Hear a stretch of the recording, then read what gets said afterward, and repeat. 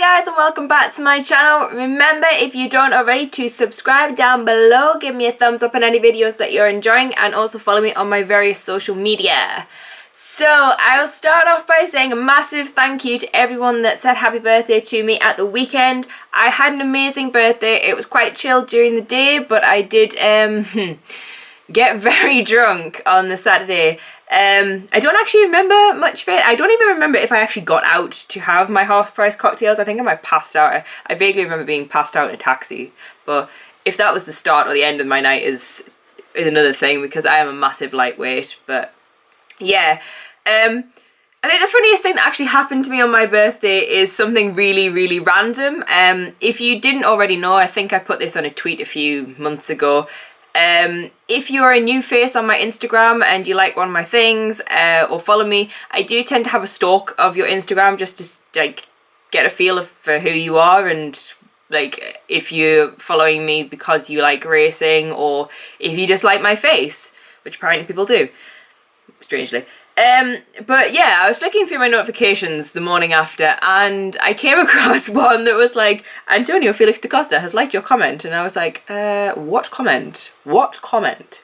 So I clicked on it. Yeah, I had got really drunk on the Saturday, and when I had Wi-Fi, had left him this really nice supportive message of his latest picture, and I looked at it and just thought, oh my god. If this is replacing drunk testing, then hey, I am all for this. I am all for being a drunken cheerleader for drivers and riders and people that I like.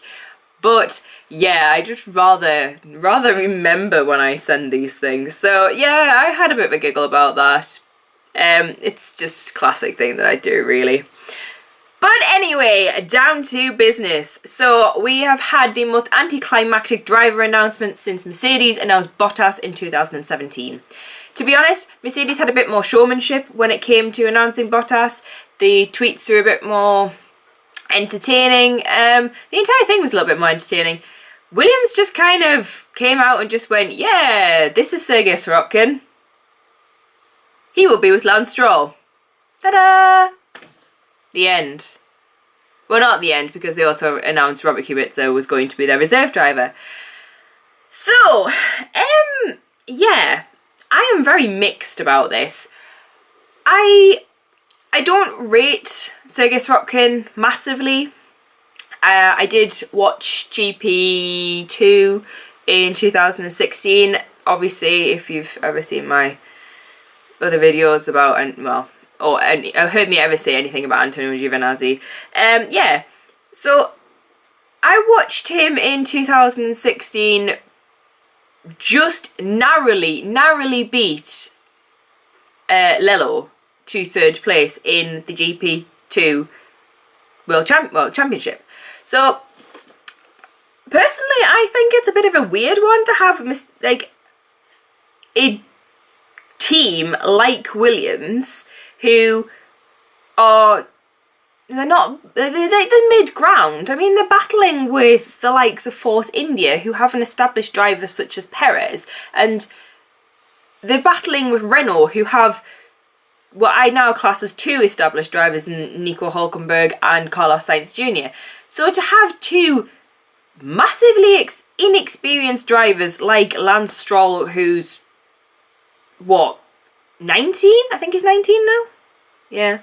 And Sirotkin, who is 22, I think is a massive gamble for them. And I kind of want to be proved wrong. I want them to like come out and show how amazing they are. I want them to score points. I even want them to get podiums just to prove me and other people wrong. But I think this is a massive gamble from Williams, and honestly, I'm not 100% sure it's going to pay off. I understand they want new blood, they want to give more drivers experience, but predominantly it comes down to money. Lance Stroll brings in a massive amount of money to them, and Sirotkin brings in a massive amount of money now. So they technically have two paid drivers on their payroll, which seems ironic saying that, because they probably get more from they probably bring in more money than they would actually earn. They're probably paying more to have these seats than they will earn.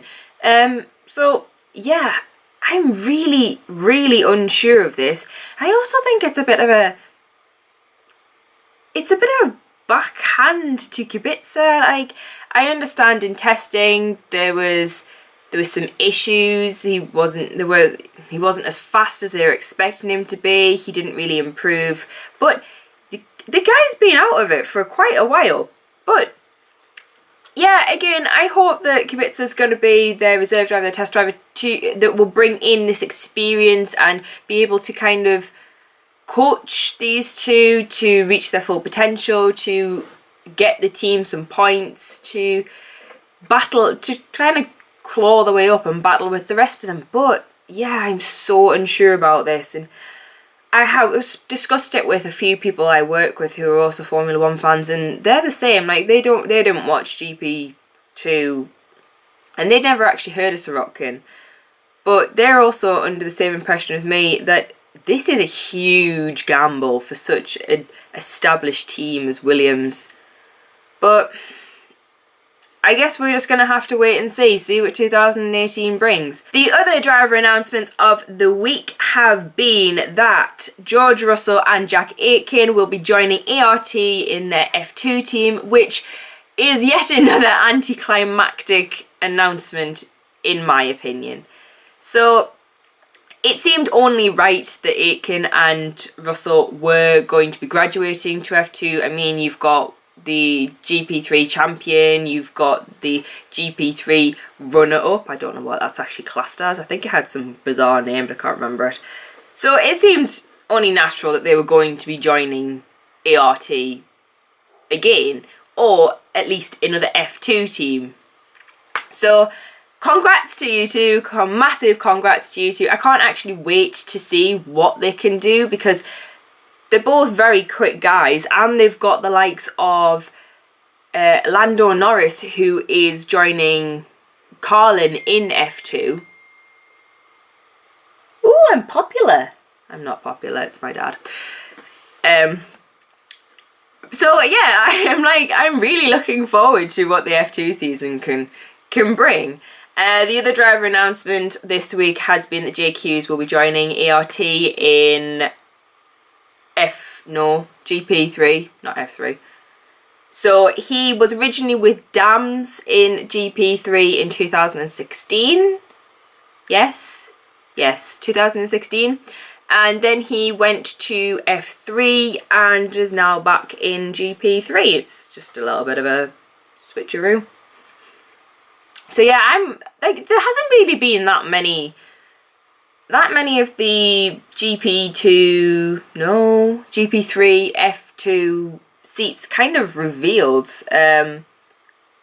It's been, they're kind of dragging their feet like the F1s are with reserve drivers, and I don't know, I feel a little bit iffy about not knowing things off the bat, because I like to know who's going to be where, who's going to be racing with who's going to be waiting in the wings. And yeah, this dragging our feet thing is like stressing me out so much. But anyway, I thought I'd keep this short and sweet, or at least try to. I don't know what the rest of you like. I know this is completely not racing related. Well, it's car related.